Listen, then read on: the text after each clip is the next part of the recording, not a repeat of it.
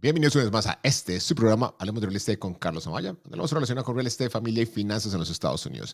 En el programa del día de hoy tenemos un súper invitado, es un programa en inglés, vamos a hacer el cambio en este momento, y las personas más reconocidas en el tiene un podcast en BiggerPockets. So today we have a special guest. It's one of the most recognized voice in the real estate community. He's been doing real estate for a long time. He's a co-host of the BiggerPockets Business Podcast, and he's going to be sharing so much information with us today. He works with his wife. He's going to tell us how he started, and also, most important, market condition and what is coming next for all of us that are investing in real estate. So stay with us. Don't go away. We're going to be back in a few seconds.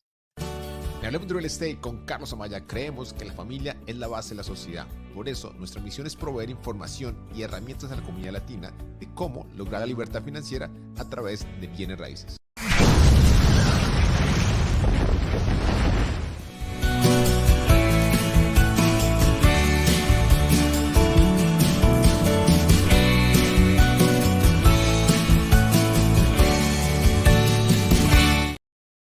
So to me, it's a great pleasure and great honor to have our guest today. He's one of the most recognized persons and voices in the real estate community. So I'm going to say hi to our friend, Jay Scott. Hi, Jay.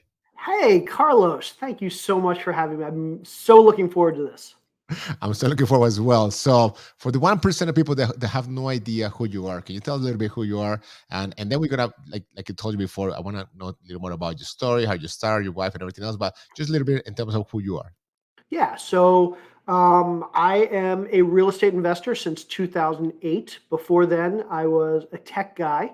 So I'm an engineer by education, and I spent much of my career in Silicon Valley doing tech stuff. I worked for Microsoft for a long time. And then in 2008, my wife and I left our tech jobs and started investing in real estate. And since 2008, we have flipped about 450 houses. And these days, I have a new business partner. Her name is Ashley Wilson, and she and I own a company called Bar Down Investments. And we buy and reposition and syndicate large apartment complexes. Amazing. So let's go back to the beginning of your journey in terms of real estate. So you were in tech, you were in Silicon Valley. We're going to talk about the Silicon Valley Bank later. But now, what was your first investment? So what was the first house that you bought? If you remember the numbers, and what was the conversation with your wife in terms of like, okay, I guess we're making great money here, but we're going to start investing in real estate. What was the reason why? And what was the scenario for that first property you guys bought? Yeah, so we were accidental real estate investors. We weren't planning. Yeah. It was the summer of 2008, and we had quit our jobs, and we were getting ready to get married, and we were watching TV, and there was a flipping TV show on TV. Wait. You said you quit your jobs and you were ready to get married? Did you say that? Exactly. We had not yet figured out what we were going to do. That's not how it works. Well, so we both were working 80 hours a week. We both were traveling a couple weeks a month, and we just knew that if we didn't leave our jobs, we probably never would. But it just wasn't a good situation to raise a family. Okay. We knew that if we had kids, we just didn't want to be working long hours, and we didn't want to be traveling a lot. And so we knew we had to quit our jobs. It was the only way that our marriage was going to work. And you guys did it both at the same time? Same day. Literally the same day. We quit our jobs, and then we hopped in the car that night, and we drove across the country, and we settled. We moved from California to Atlanta, Georgia, and it all just happened super fast. And had we thought about it, we probably wouldn't have done it. So it was good that we didn't give it too much thought. But we just knew that we needed to put lifestyle and family over work. And we knew we would figure out something for work. So we were excited. We were going to start a business, or we were going to buy a franchise, or we were going to do something. We didn't know what it was, but we knew we were going to do something, and we knew we had a couple months to figure it out. So I assume you have some savings, and then you said, we're going to get this money, and we are capable enough to create something out of it. Correct? Yes, we were very fortunate that we had done well in the tech industry, and we had saved some money, and so we knew we had a few months that we could basically figure out what we wanted to do, and we could kind of focus on getting married and focus on moving. So it was nice. We were very fortunate. We were in a very good position that But kind of allowed. still, Said I mean, yes, it was scary. It was scary. I'm not going to lie. I had been in one industry for 15 years. My wife had been in one industry for 15 years, and it was scary, especially the tech industry, where if you are in the tech industry and you leave, it can be very, very difficult to come back. It's one industry that's very, if they see your resume that you left for a couple of years, it can be very difficult to come back because things move so quickly and change so quickly. So we knew that once we left, we probably were never going to be able to come back. So it was definitely scary. So 2008, we're watching TV, and there's a flipping TV show on TV, and my wife says, "Let's do that. Let's try that. Let's flip a house." And she didn't mean as a business. She just meant flip one house because it sounded like it would be fun. She's a marketing person. She's very good at design. And so she liked the idea of being able to design a house and change all the light fixtures and all of those things. And we knew nothing about real estate, nothing at all. We were in our mid 30s. We had just bought our house together. It was the first house either of us had ever bought. I knew nothing about renovations. I knew nothing about construction or contracting. I knew nothing about investing in real estate. But when the woman you're getting ready to marry says, "Let's flip a house," there's only one answer. It's like, "Yes, ma'am, let's go flip a house." So I said, okay. And then I started to learn about flipping houses. And we bought our first house about 3 months later. It took a few months to find a deal that we were comfortable with. We were really scared to kind of take that leap, but we did. And that first deal, everything went wrong.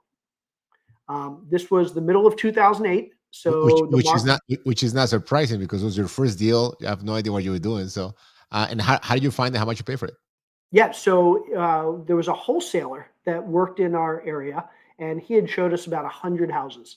And in retrospect, he wasn't a very good wholesaler. He didn't care about us. He didn't care about getting us a good deal. He was just showing us everything, hoping we'd say yes to something. And so we ended up buying a deal that we shouldn't have bought. We paid $63,500 for it. It was a house this was 2008. The house was built in, I think, 1988. It was a single family house. It was in decent shape. Things were very inexpensive in Atlanta back then. And so we bought it for $63,000. I think we were planning to put about $20,000 in renovation, and I think we were planning to sell it for about $110,000, if I'm remembering correctly. Okay. It turned out that it took us about 8 months to do the renovation. We put in about $40,000 as opposed to $20,000. So it took us a lot longer than we expected. It cost us a lot more than we expected. And when we finally finished it, we put it on the market. I don't remember for how much, but it was for a small profit. We could not sell it. Now, we didn't give it very long because we thought we'd watch these flip shows. And if you watch these shows on TV, they put the house on the market and they get 100 people that look at it and they sell it the next day. Yeah. But this was 2008, and that's not the way things worked. So back then, it could take 3 or 4 or 6 months to sell a house, but we didn't realize that. So after about 2 weeks of not selling it, we got scared. And my wife said, "Let's do this thing called a lease option.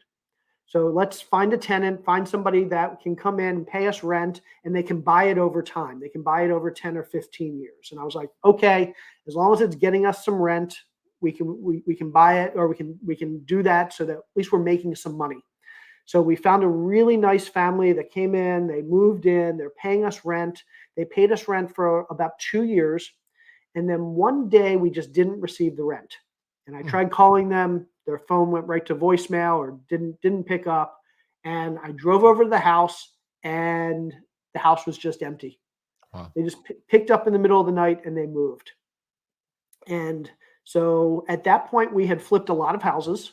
Okay. So we knew what we were doing. So we had to do another renovation. This time it was a quick renovation. It was a much better renovation. We put the house on the market for a reasonable price. We sold it. That house we held for 3.5 years in total. And our total profit on that house was just under $3,000. Wow. So we did make money. And I'm proud to say that we made money on our first house, but all of the time and effort and stress that went into it, it was barely worth it. No, and it's funny you mentioned that because I got so many stories about people like they start doing fix and flip because of all those shows. And unfortunately, the end of the story is not like yours. I mean, they lose like people lose like hundred thousands of dollars. Yep. Obviously they learn, and this some people see it as an education, but it's a really expensive one. But you ended up making money. So, but you said something right there that did you make a lot more flips by when that happens? So that means that even though that one didn't went well, you keep doing it, correct? You keep doing more and more and more. And then when your wife was getting all those ideas, I mean, did she get like a, she would listen to like a podcast, you would get like a mentor. She gets, how did she knew what to do? Or you guys, how did you guys knew what to do? Yeah. So, well, one, in terms of why we did more or how we did more, we got lucky. So, when we bought that first one, we actually bought another one almost immediately afterwards. And so, had we not bought the second one very close to when we bought the first one, I'm not sure we ever would have bought another house. But we bought a second one about the same time, just afterwards, and that one went much better. And because that one went much better, it kind of gave us the confidence to keep going. Sure. So we were lucky that we bought two houses instead of one, because that first one probably would have scared us off. Now, That's what I was thinking. So maybe they got scared about. Obviously, that makes sense. You bought both of them almost at the same time, and one went well. So you could say, listen, this is the norm. yeah, and I think the key is that we learn quickly.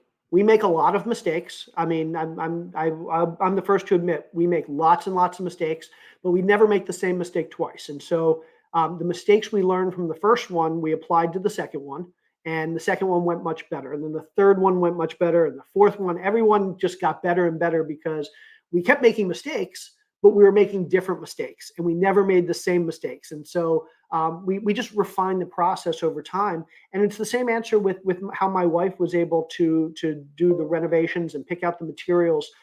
She's just really good at refining the process. So in the first one, basically she spent hours researching materials and walking the aisles at Home Depot and just walking through other houses to see what they did.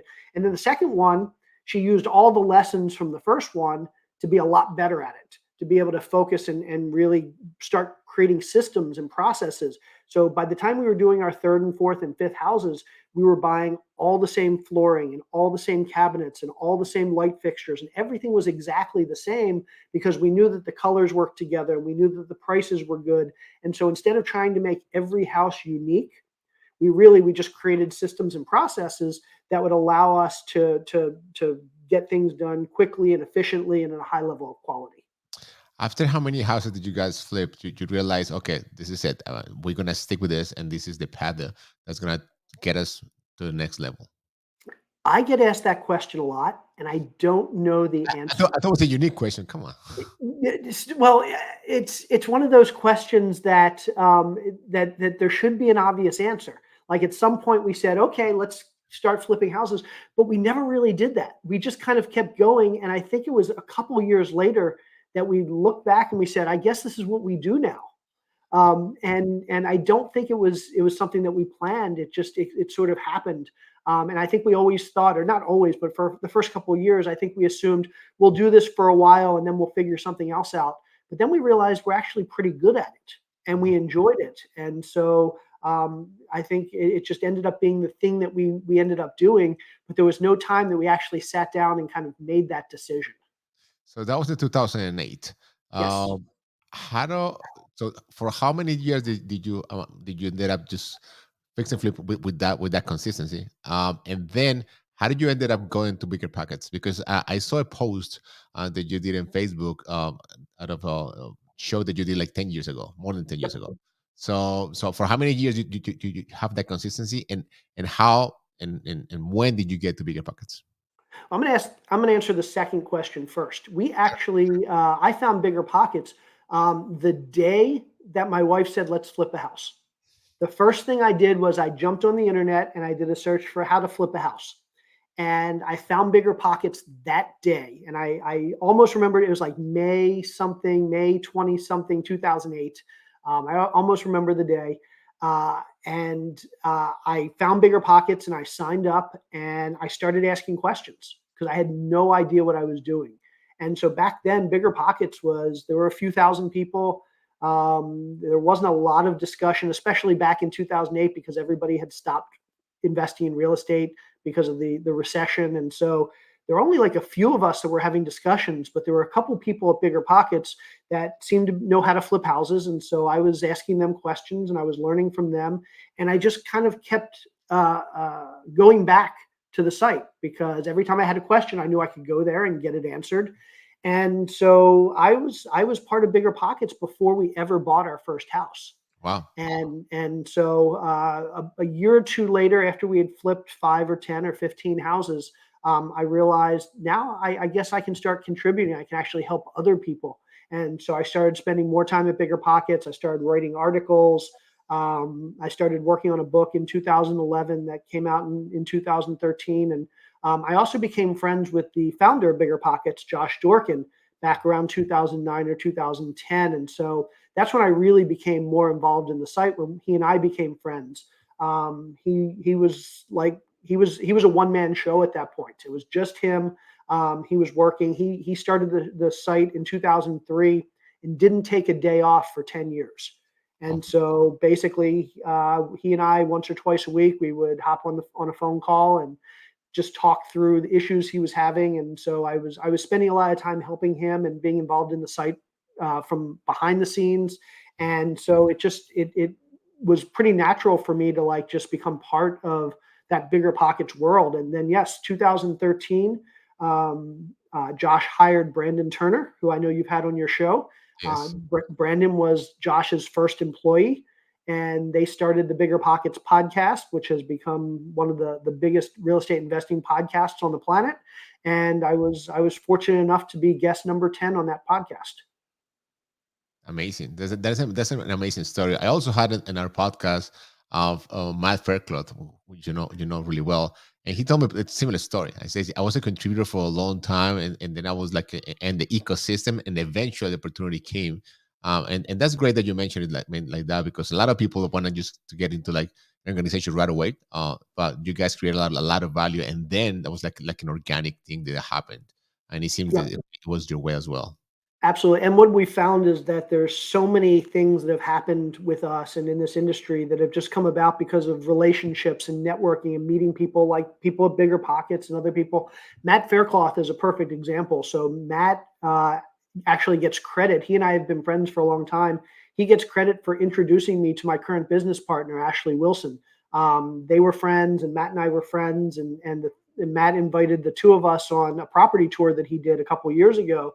And we met each other, and we ended up working together. So I have to give Matt credit for the fact that that I now have my current business partner. Perfect. So let's talk about that. So when did you start the BiggerPockets business podcast?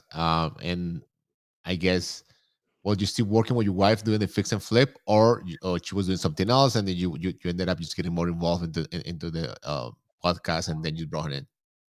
Yes. So I stopped flipping houses, or my wife and I stopped flipping houses in 2016, 2017. We were just getting burned out. We had done about 450 flips, and we were tired. It can get very tiring, and we just needed a break. And so I started focusing on some other things. I started focusing on some other businesses. I started focusing on doing some advising work, and I started to get really interested in other businesses outside of real estate. And that's when BiggerPockets came to me and said, we'd love for you to do a podcast. And I said, well, I'd love to do a podcast, but I'm just a little bit burned out on real estate right now. How about if we do a podcast more focused on business? And so in 2018, we started the business podcast. We're actually no longer doing it. We shut it down about a year ago. But for several years, we did the BiggerPockets Business Podcast, which I absolutely love, because what I think a lot of people don't realize when they get into real estate investing is that real estate investing is just a business. Yep. And it's no different than any other business. It's just you're selling a different thing. You're buying and selling a different thing. It's no different than opening a shoe store and buying and selling shoes, or opening a restaurant and buying and selling food. It's a business, and you have to understand all of the basic ideas behind running a business. If you're going to be in real estate, you have to understand how to hire people and how to manage people and how to deal with cash flow and how to deal with accounting and how to deal with marketing and how to deal with sales and how to deal with all of these other things that are common across all businesses. And so I thought it was really important that people that were investing in real estate started to think about these bigger business issues, all of these other things that are common across all businesses. And the best way to do that is to talk to business owners who are real estate investors also, but they also have other businesses outside of real estate, because they kind of get the intersection of real estate and other businesses. And so we spent a couple of years bringing on some amazing guests, people who were real estate investors, but also ran other businesses outside of real estate successfully. And we just had some amazing conversations about both real estate investing and business. And at the end of the day, like you said it perfectly. So real estate is we have a different product. Obviously, we have a customer that we serve, and it depends how much you want to scale. If you treat it as a business, you're gonna be successful. Otherwise, what happens? People get burned out because unfortunately they don't treat it as a business. So, uh, fix and flip 400 plus properties. You did the podcast for a long time, and then multifamily. So when I know you already mentioned that Matt Club was the one that made the introduction. You went in the Buster, but after you met your current partner, how did that happen? Because when you met so many people, like getting a partner is like you're getting a marriage, and sometimes it's even worse. So how did you realize she was the right person? And how do you guys complement each other? And how do you guys start doing multifamily Yeah, aspect? no, that's a great question. And I really like this story because I think there are a lot of good lessons for me and for everybody else out there. So 2017, I decided not to flip houses anymore, and I decided that I wanted to go into multifamily. So I wasn't really sure what I wanted to do, but I knew that I had a bunch of cash from my house flipping, and I didn't really have anything to do with it. And I don't trust other people with my money, so I didn't want to invest in other people's deals. I really wanted to invest in my own stuff, and I decided that multifamily was a place that I really wanted to be.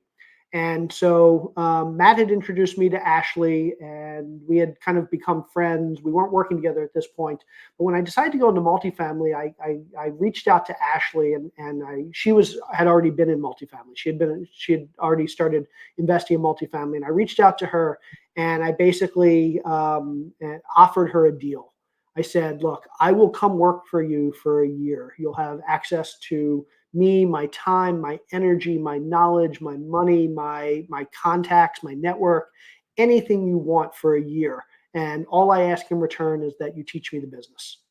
And she felt like it was a great opportunity for her. I felt like it was a great opportunity for me. She said yes, I said yes. And so for the next year, we basically worked together, and I helped her in her business. And at the same time, I learned about multifamily and how the multifamily business worked, and I got to see how a really good company operated. And in that time, what we realized was Ashley and I had a tremendous number of complementary skills.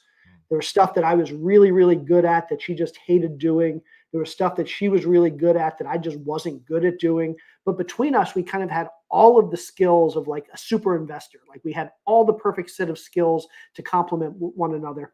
And so about a year after we started working together, she came to me and she said, "Hey, why don't we become partners? Why don't we like keep doing this together?" And so she had a company called Bar Down Investments, and she asked me to come in and join Bar Down Investments. And back in 2020, she and I became 50-50 partners in Bar Down Investments, and we've been partnering ever since. 2020, perfect year. So, Yep. so how It, did it, It's funny because I talk about coming and starting and flipping houses in 2008. And then I really started my multifamily journey in 2020, like two horrible times to be starting in real estate. But that's part of why I think a lot of us in the industry have been successful. What I've seen is that the people that have done the best in real estate are the ones that have faced the most difficulties starting up. And so all the people I know that started investing in 2006, 7, 8, 9, 10, that were dealing with all the issues of the economy and the housing market and the difficulty in getting loans and all of those things, all of them that were able to navigate that and stick around became much, much better investors because of it. And I feel the same way about 2020. We bought a property like during the pandemic, and it was a really difficult purchase. It was a really difficult property, but I feel like I'm a 10 times better investor now than I would have been had that been easy for me on that first deal. And that's what happens when things go well, easy. You usually don't learn. And when you described it before, I think it's like, and I think that was Brandon Turner who said it. I don't want to take credit that you have tools. You have a bunch of tools that you can just be acquire and then you use them. So when you have like something that goes so easy, you only have maybe one tool that works really well. But when something comes out, you know how to do it. So that's what happens. So how many units did you guys got the property? And what was the location that you guys bought it? That first property that we bought together, so she had owned a bunch before then, but that was the first one I had bought. It was 152 units in Houston, Texas. It was Right. a Class B apartment complex. We still own it to this day. It's doing tremendously well, and it was again, it was a tremendous learning experience, and it was a difficult deal because we put it under contract in February of 2020.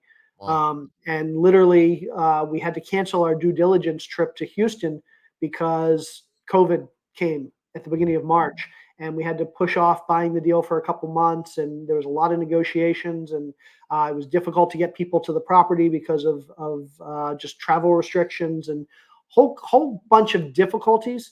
But I learned then a very important lesson from Ashley, which is when you commit to doing a deal, you don't back out.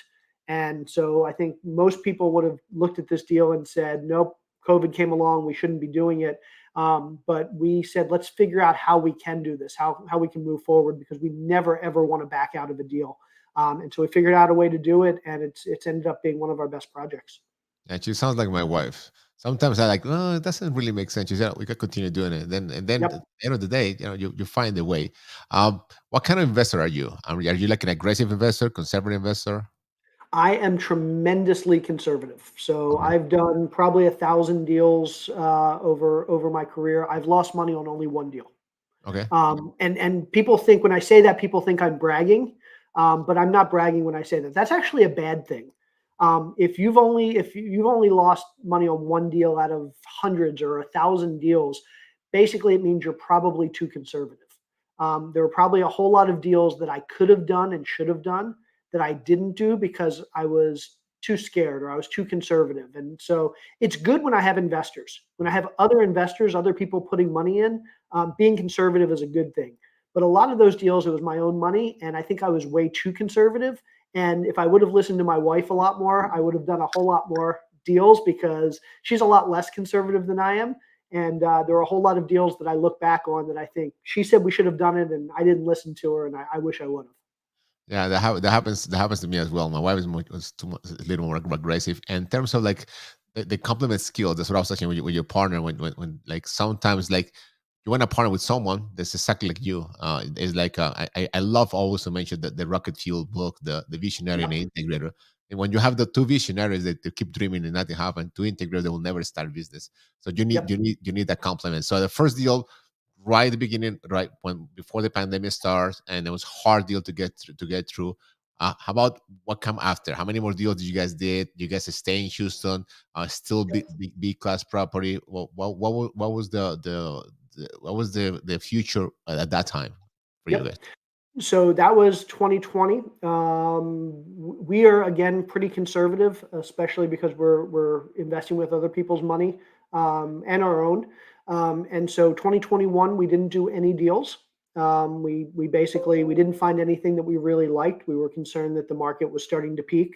2022, we found a couple good deals. So we bought I think about 600 units in 2022 in Houston also.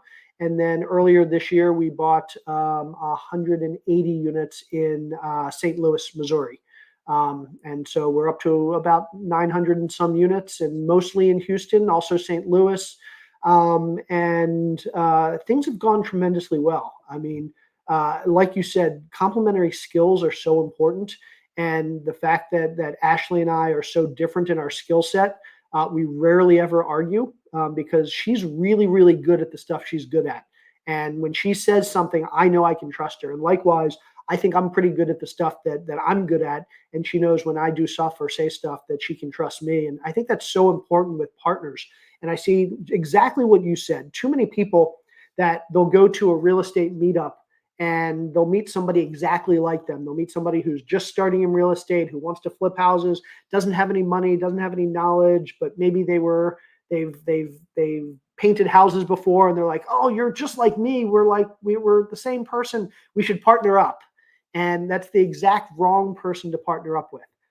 You don't want to partner up with people like you, because then you're going to have twice as many things that you're good at, but also twice as many things as you're bad at. And so find those people who are not completely opposite.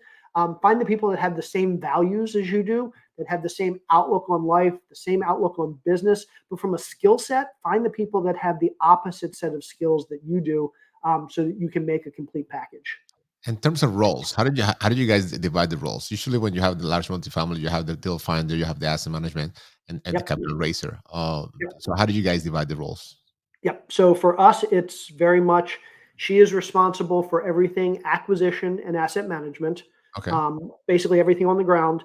I'm responsible for the capital raising, Mm. accounting, HR, kind of all of the business side of the business and the raising of the money. And so it works really well, and it's a good split because it's almost as if we're running two separate businesses. We're not; it's one business, but we often compete and act as if we're running two businesses. Her job on her side of the business is to find as many amazing deals as possible. And my job on my side of the business is to find enough money to finance all the deals that she's finding. And she always wants to find more deals, more amazing deals. And I always want to find more money to be able to finance those deals. And it's like a competition. I get to focus on just raising as much money as I can because I know we're going to have these great deals. And she can focus on finding as many great deals as she can because she knows I'm going to be able to raise the money. And I know if I can't keep up with her, she's going to go partner with somebody else or find somebody else to bring in money. And she knows if she can't keep up with me, I'm going to take some of the money that we're raising and I'm going to invest it in somebody else's deal. And so we're forever partners, but she knows or we both know that if we can't keep up with one another, we're going to have to go find other people to work with in addition and pull them in. And so it's kind of this competition for us to like grow the business, grow each side of our business as much as we can to keep up with the other one. That's amazing, and that at the end of the day, you both benefit out of the healthy competition because you guys Yep. are pulling to the same size. 2020, 2021, the Fed start lowering the rate. They want the stimulus package, a lot of money in the market. Yep. Rates were crazy low.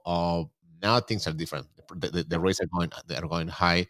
A lot of like bridge loans. A lot of people are getting worried. So how do you see the market right now? I've been just getting some like I've been reading so much information, listening to different podcasts. People have been doing it for a long time, and they have different takes in terms of like what's happening right now and what's going to happen moving forward.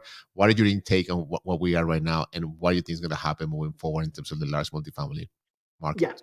So I think from a macroeconomic standpoint, we are heading towards a recession. I think there's no way around that. I think that's what the Federal Reserve wants. I think that's what they need because right now, the only way we're going to get inflation under control without increasing interest rates even more is to have a recession. And so I think they will increase interest rates till we get that recession. So I think that's inevitable at this point. Um, but I think a lot of people, when they think about a recession, they think about, especially younger people. I'm an old guy. I'm 50, and so I remember the last couple of recessions. But a lot of people in real estate are younger. They're 30, 35 years old, and the only recession they remember is 2008. And if that's the only one you remember, you probably think that recessions are all really, really bad. You probably think that like real estate values get cut in half and unemployment goes to 15% and things are just horrible. But in reality, 2008 is not what normally happens in a recession. 2008 was I don't want to say once in a lifetime event, but pretty much once in a lifetime. We've only seen 2008 type event happen twice. It happened during the Great Depression back in the 1930s, and it happened in 2008. All the other recessions that we've seen in this country, and there have been 34 of them in the past 160 years, all the other recessions that we've seen have been a lot more mild than 2008. So I understand that especially younger people are really terrified right now because they think that the recession that's coming up is necessarily going to be just like 2008. It has to be like 2008 because that's all they know. But I want to remind people that most recessions are not like 2008. Most recessions aren't nearly as bad. And I think there's a good chance that while we're headed towards a recession, that it's not going to be like 2008. It's going to be closer to 2001 or 1992 or 1989 or any of the recessions before then that weren't really that bad. Now, I could be wrong. It could be a really bad recession, but historically, most recessions aren't. And so I'm hopeful that the one that we're heading into isn't that horrible, that it's not that long lasting. And if it's like most other recessions, what we can expect is that in 2 or 3 or 4 years, we're going to be out of the other side. Things are going to be better, and unemployment's going to start to come down, and the market's going to start to improve, and everything's going to be economically healthier. So in terms of real estate today and where multifamily is headed, if you truly believe, like I do, that in 2 or 3 or 4 or 5 years that everything's going to be good again, now's actually a good time to be buying, or a good time to be considering buying, because a lot of times when we buy multifamily, we buy with the intent to hold for 3 or 4 or 5 years. So if we buy something today when the market's depressed, there's a good chance that by the time we're ready to sell in 3 or 5 years, that the market's going to be a lot better and it's actually going to be a good time to sell. Now, that said, it's hard to find good deals these days. And I don't think anybody should just rush out and buy a deal just to buy a deal. But what I would say is, don't be terrified to continue looking for good deals. Don't be terrified to jump on a deal if it really does look good, because if you can hold it for 3 or 5 or 7 years, there's a really, really good chance that by the time you go to sell it, the market's going to be completely different, and it's going to be a really good time to be selling. I love the way you mention it. A lot of people are scared, and because we tend to do things because of our feelings, how we feel, and you mentioned something in Jamie Gruber's podcast, the Travel Millionaires, that if it was based on the definition, we were in recession last year because with the 2 quarters of the GDP they were low, and right now they're up. But if you don't even watch the news, most likely, like a lot of us won't even realize that the recession will come and go because we're going to continue to do the same. And I love what you mentioned that, because the life will continue. The same thing when you're driving a car and then the gallon goes to like 5.40, 5.50. You still have to drive. I mean, yes, you wanna pay $3 or 3.50, 3.25, whatever it is, but still you have to do it. It's not like it's the end of the world. And that's what I loved, and that's what I asked the question, because so many people, like, they want to wait, they want to just think that this and the world's going to be like 2008, 2009, and that's a completely different environment. We have super low inventory right now. We see a lot of money out there. The unemployment is still low. So I think that it might be, and I agree with you. I think, yeah, we head into recession, but I think it's gonna be as bad. It's gonna be like, I don't know. And then we have elections coming up in a couple of years. So all of that play a role in terms of the rate and the Fed. So I think it should be good. That's what I try to say. So but more, we don't know. I mean, we don't have a crystal ball, but based on But even 2008, I mean, you look at 2008, and as bad as 2008 was, 5 years later, things were already back on track.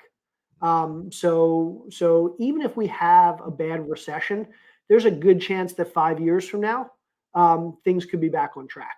And so I think a lot of people, it's hard to get in the mindset of what things are going to be like 5 years from now, because everybody thinks whatever's going on today is, if it's going well, everybody thinks it's going to get better. If it's going poorly, everybody thinks it's going to get worse. And it's hard to remember a different time.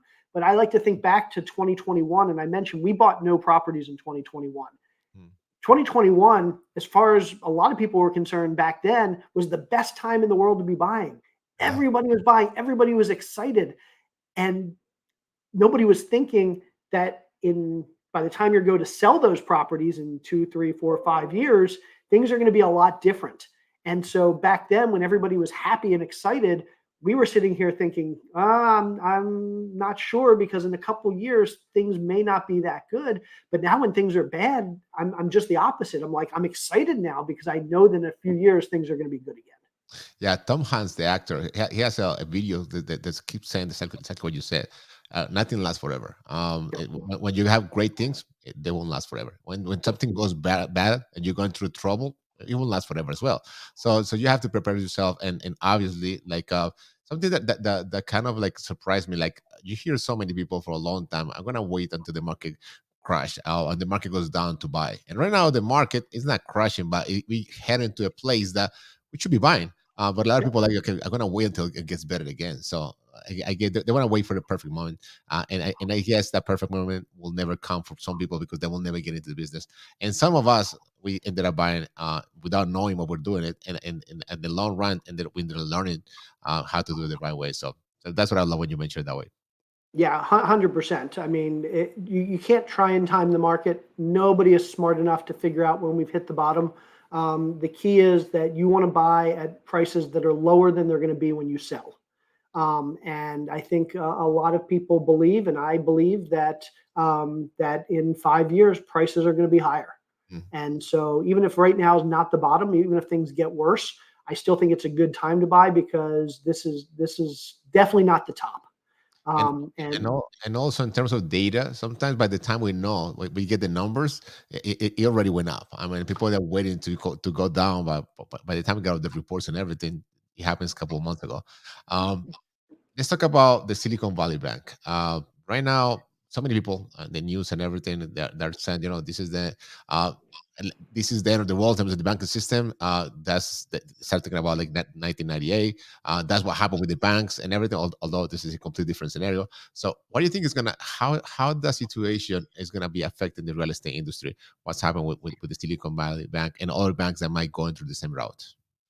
so I think the biggest concern that we should have as real estate investors is if the Fed and the FDIC and the government doesn't step in, Mhm. because the big risk is right now banks aren't in that bad of a position. Like I'm not going to say they're in a good position. A lot of them have bought these long-term bonds that have lost value, and their balance sheets aren't particularly good, and they've lost money. But most of these banks aren't in a position where they're close to failing. They're not. They're not close to failing. But with Silicon Valley Bank, which also was not close to failing, what Mm. happened was people got scared. People thought something bad was going to happen, and so people started to take their money out, and that led more people to take their money out, and more people to take their money out. And so a situation that wasn't that bad got really bad because everybody got scared and started pulling their money out. And so my concern is if the Fed doesn't step in and say, we're going to insure everybody's deposit no matter how much, what could happen is some of these other regional banks, the depositors are going to say, I'm not comfortable in these banks because I don't want to see what happened with SVB Bank happen to me. So I'm going to take my money and I'm going to put it in a Wells Fargo or JP Morgan Chase. I'm going to put it in one of the really big banks because I'm not worried about those banks failing. And if everybody starts thinking that way, then everybody's going to start taking their money out of these smaller regional banks and putting their money into the big banks. And if everybody takes their money out of these smaller regional banks, then these smaller regional banks go away. And who's making the bulk of the real estate loans these days? It's these regional banks. Mm. For most investors, for most mom and pop investors, a lot of their financing is coming from these regional banks, portfolio lenders and commercial lenders. And so my concern is that if the government doesn't give us some confidence that these mid-sized banks are going to be okay, people are going to start taking their money and moving them into big banks. And then these mid-sized banks that we rely on as real estate investors are going to start to struggle and go away. And it's going to be hard for us to get our loans because we don't get loans from JP Morgan. We don't get loans from Wells Fargo. We get loans from these smaller banks. And so we don't want them to go away. And so I think it's important for us as real estate investors. And I think it's the right thing to do as well. Even if I weren't a real estate investor, I think it's the right thing to do for the government to step in and say, we're going to secure everybody's deposits. We're going to make sure that people don't lose money if a bank fails. I'm not saying to bail out the banks. I think if a bank can't do a good job of staying in business, let the bank fail. Let the shareholders lose all their money. And I'm invested in a couple banks. So I can say this even as a shareholder in banks. If the banks I'm invested in don't do well and aren't smart about how they manage their balance sheet, Let them fail. Let me lose my money. Let everybody else lose their money. But I don't think it's fair that the people that have deposits in the bank should lose their money, because it's way too difficult as a normal person, even somebody that's pretty well educated on how balance sheets work and businesses work. I can't look at a bank and say, this bank is in a good position or a bad position. I just don't have that knowledge. And if I don't, I have to imagine most people don't. And so it's just not fair for the government to say to depositors, you're taking a risk when you're putting money in the bank. You need to figure out that risk yourself. And so I think it's the right thing for the Fed to step in and say, we're going to insure all deposits. We'll let the banks fail, but we're never going to let depositors lose money. And that's what I said, that we have to educate ourselves, because what happened is that a lot of people like rely and the media, social media, newspapers, whatever it is, TV, and they say that in the opposite way. They say, okay, so the government is bailing the banks with the people's money, and then you ended up paying the price. But if you realize, if you analyze what maybe you said it before, as a small investor, we got the loans for the small banks. So if we took our money and we think that we are smart enough because we protecting ourselves and put it like in big banks that only want an A class and borrowers, which is like first time home buyers, that's what they want to lend to, and not investors. So we just doing it in deserve to ourselves, but we don't know. I mean, a lot of people don't know, don't see it that way. They just see it like, okay, once again, the government is printing, but it's going to print money later, and then we're going to be the one paying the price. But so that's why we have to listen, like the both sides of the story, and realize that at the end of the day, if we don't educate ourselves, nobody's going to do it. And then if you rely on social media or whatever it is, then we make the wrong decisions. That's how I see it. I don't know how you see it. Yeah, and here's the other thing to think about. People think that if the government were going to protect everybody's funds, let's say we take FDIC insurance, and we say instead of protecting 250,000, we protect any amount.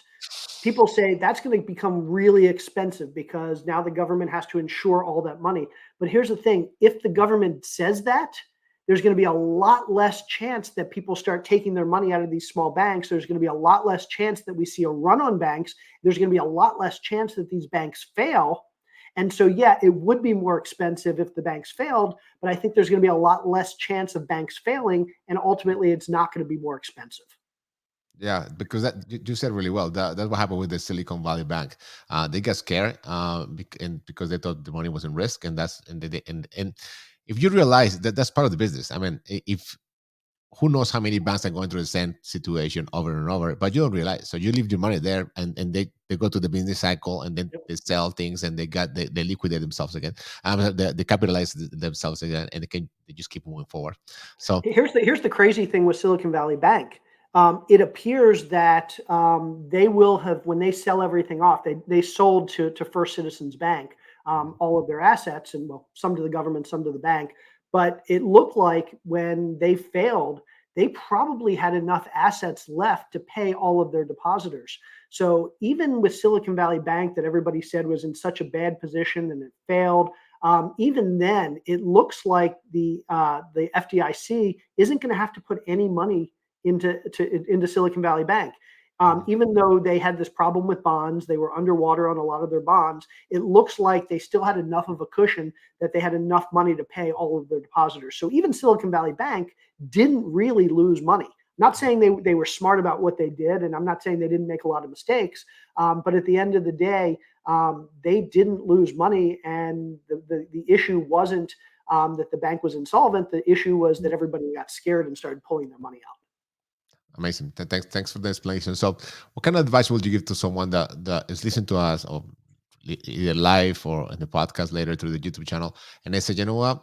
Okay, that's true. I want to get into the business. I want to get into real estate. So, what is the biggest advice that you give to someone that wants to do in terms of like, okay, go to with this strategy, partner up, study. If you have to do it all over again, knowing what you know now, how would you do it? Couple things. So number one, first, the biggest mistake I've ever made in my life in investing is selling any property I've ever sold. I've made hundreds and hundreds of mistakes, and each of those has been selling properties. If I had to do it all over again, I would have kept a whole lot more of those properties. I wish I could have kept every property I ever flipped. I couldn't do that. I don't have enough cash to do that. But even if I would have kept 1 out of 3 or 1 out of 4, I would have so much more money right now than I did. And I think that's one of the things I didn't realize for a long time, when it's fun to flip a house and get a big check. But it's even more fun to get a check every single month, over and over and over and over again. And I didn't realize that until too late. So I will tell anybody out there that's listening, don't just focus on flipping whatever it is you're buying. Focus on trying to hold as many things as you can, because the cash flow is really, really nice. For anybody that's looking to start today, what I'll say is, today, like right now, today is probably not the best time to be doing your first deal. But there's going to be a time 3 months from now, or 6 months from now, or 12 months from now, or 24 months from now, that there's going to be some tremendous opportunities. So instead of saying, okay, now's not a good time, I'll come back in 3 or 6 or 12 or 24 months, instead say, the good opportunities are coming. Now is the time to be educating myself. Now is the time to be learning. Start that today, and then spend the next 3 or 6 or 12 or 24 months reading everything you can and watching every episode of this podcast and every other podcast you can get your hands on. Go to real estate investor meetings, do lunches with other investors, network, meet people, read books, do all of these things so that you're prepared in 3 or 6 or 12 or 24 months when those opportunities do arise. You don't want to look back in 12 months and there's some great opportunities and you're like, oh, I wish I would have started learning a year ago. Now is the time to start learning, because there's going to be some tremendous opportunities very soon. Yeah, I can agree with you more. You mentioned before that you got lucky, and I always said that people got lucky when opportunity meets with preparation meets with opportunity. So that's why you were lucky when you did all the fix and flip. You guys were preparing so much, and then the deals came, and you would realize to see it. Because if you're not prepared enough, a great deal might pass in front of you, and you don't even realize it's a good deal. So. 100%. Yeah, great. So let's thank you for your time. I want to ask you a couple of questions in terms of your personal life to get to know you a little bit more. Obviously, we can be talking here for the whole day because I love to talk about this subject, and obviously you too. But respect to all your time. What kind of hobbies do you have? Like when you are not doing the raising capital, and when you're not doing all those different things that you do in terms of real estate, being a guest in podcasts and all those different webinars and all the things that you participate often. What would you like to do as a hobby?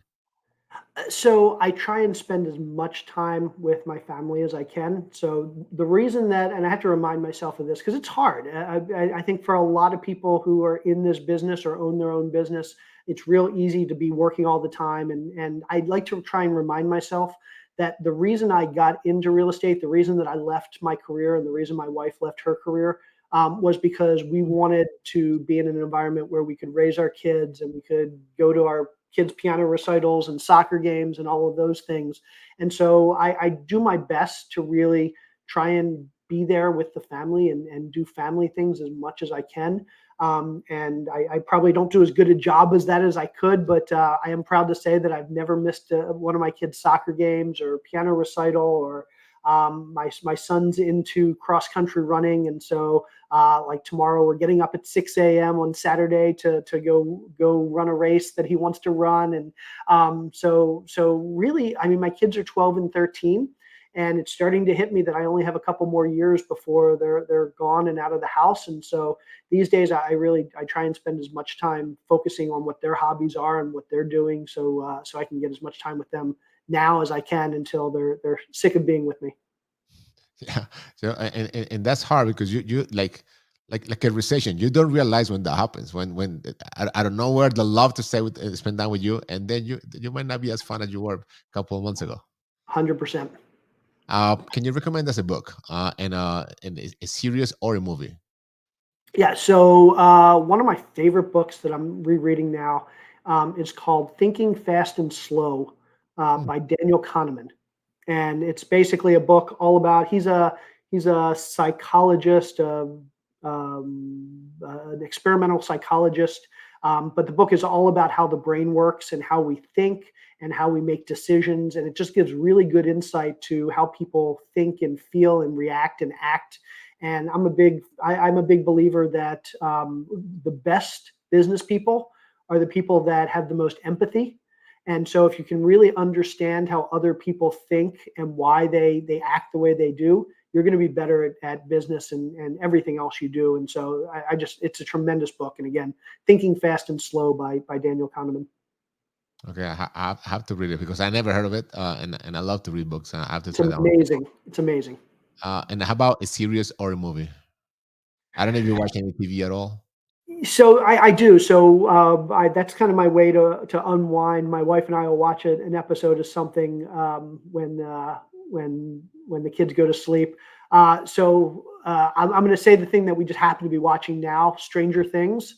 My daughter loves I saw it a couple years ago and loved it. My wife never watched it, and she decided she wanted to watch it, so I'm rewatching it with her.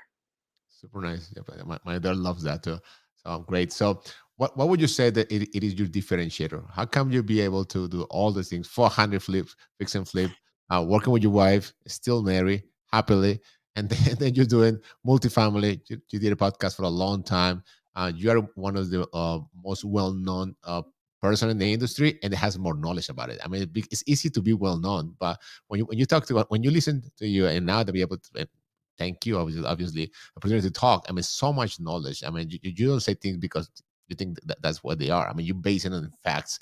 And I have like 100 more questions that we don't have time right now. But eventually, if you have time, we'll love to do it again. Would love to. But yes. So, what is your differentiator? What makes you different? Be able to accomplish so many things that people might not. So I think the big thing is I try and focus on the high level stuff. I try not to get too far down into the weeds and into the details. I like the details, but I recognize that if I try and spend all my days, like when I was flipping houses, I realized that if I was actually managing contractors or picking out materials or painting the houses myself or staging the houses myself, those are all things that I can hire out to people that, one, they'll do it for a lot less money than I want to be earning. But more importantly, I could be hiring that out to people who are 100 times better at it than I am. And so I realized early on that my highest and best value was as, again, the CEO of the business, the person that was focused on the strategy, the systems, the processes, all of the things that were really needed to help the business grow and scale and propel forward. And so I try and kind of keep in mind that for things that I'm not good at, I shouldn't be doing.